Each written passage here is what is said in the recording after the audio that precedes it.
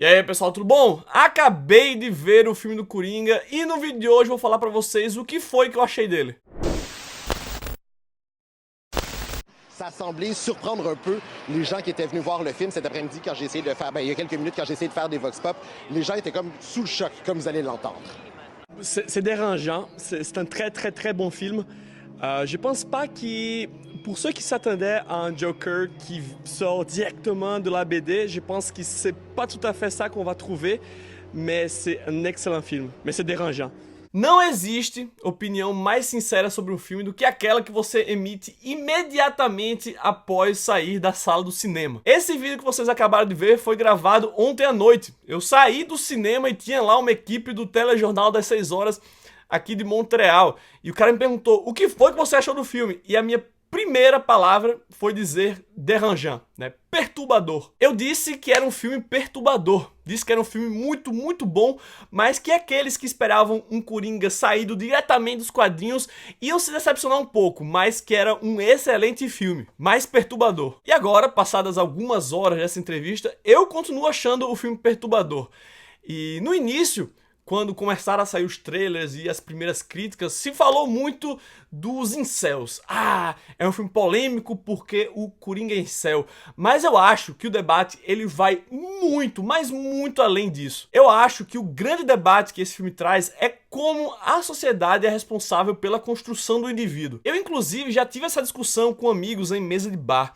Sabe quando você vê um ladrão, um assassino, e automaticamente você aponta e diz que esse cara é mau, como se ele tivesse nascido mal, não como se ele fosse fruto da sociedade em que ele vive, não, ele nasceu ruim. Alguns amigos realmente acreditam que algumas pessoas nasceram para se tornar assassinos. E eu vou dizer a vocês que eu nunca acreditei nisso. Para mim sempre foi muito claro que o homem, ele é fruto da sociedade em que ele vive. Porque no Brasil nós temos proporcionalmente mais corruptos, ladrões, assassinos do que outras sociedades? É porque nós nascemos sob uma estrela ruim?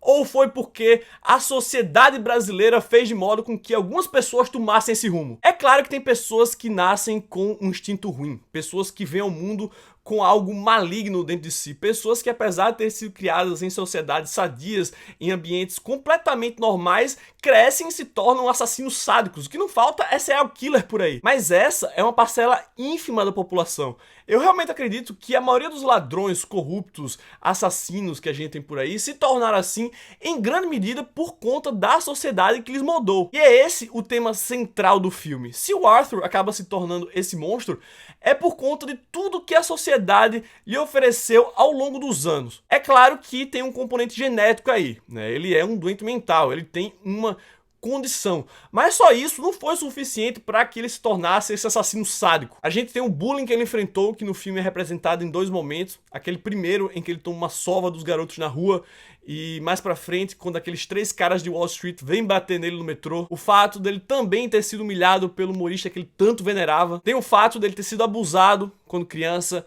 Tem o lance do abandono parental. No início, a gente descobre que ele foi criado sozinho pela sua mãe, o que aparentemente não é um problema, os dois parecem ter uma boa relação. Só que mais pra frente, quando ele descobre que pode ser filho do Thomas Wayne, fica evidenciado o quanto uma figura paterna fez falta pra ele. Também tem a omissão do Estado, que ao parar de financiar a psiquiatra que se ocupava do caso do Arthur, impossibilita o acesso dele aos medicamentos dos quais ele precisa. É claro que o fato de nunca ter tido uma namorada também não facilita as coisas pra ele. Enfim, tudo isso que eu citei, junto com a sua doença mental, foi a receita perfeita para que ele se tornasse esse maluco homicida. E daí muita gente critica o filme dizendo que ele faz com que nós sintamos penas dos psicopatas.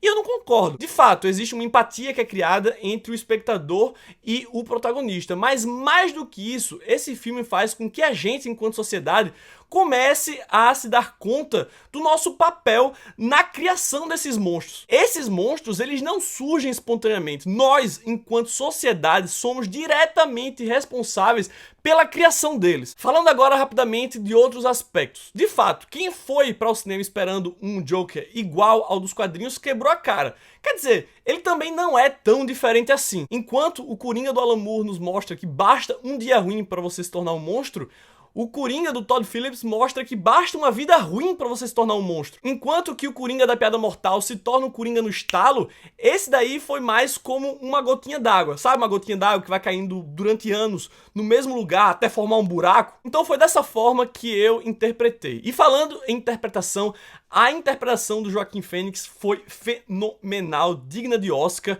Eu espero inclusive que esse filme leve algum Oscar porque merece, foi um filmaço. E eu acho que é isso. Eu quero saber o que é que você acha. Me diz aí nos comentários o que foi que você achou do filme, o que é que você acha dos pontos que eu abordei aqui. E vamos continuar aí essa conversa, beleza? Como sempre, não esquece de deixar aquele bom e velho joinha. Inscreva no canal caso ainda não seja inscrito. Não esquece de me seguir no Instagram, @canalcomiczone. Um grande abraço e até o próximo Comic Zone.